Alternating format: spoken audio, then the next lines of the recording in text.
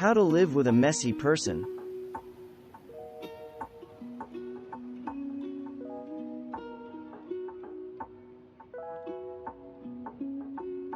Ignoring the problem won't work. You'll need to face it honestly, but respectfully. The truth is that clutter and mess can cause quite a bit of anxiety and stress for people who are naturally neat. On the other hand, having someone nag constantly can do the same thing to a roommate who is more casual with his messes. Schedule a time and a neutral location to talk about the goals you both have for your home. Recognize that each person's opinion is valid and that compromise will be necessary. Dirty and messy aren't the same thing.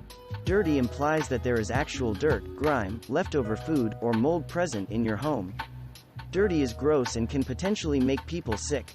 Dirt invites damage, stains, and insects. Messy is more like clutter or items in places where they don't belong. Neat people sometimes combine these two terms, but they are different. It's completely fine to have rules about getting rid of dirt. Messiness is where you'll need to compromise. Start by describing your ideal home. You might be surprised to find that you and your messy roommate agree on many items.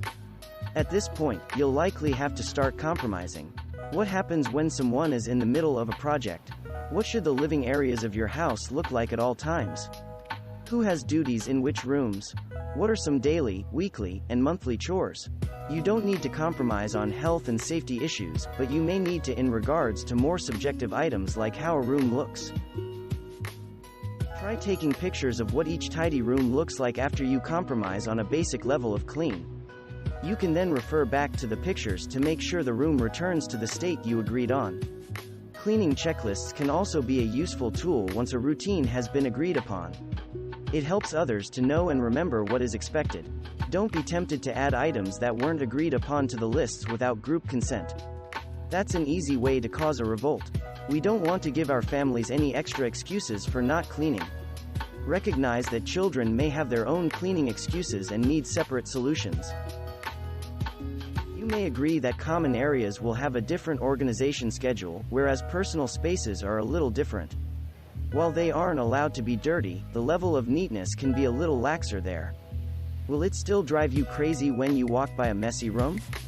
Sure, but until it becomes dirty, try to be tolerant of the mess.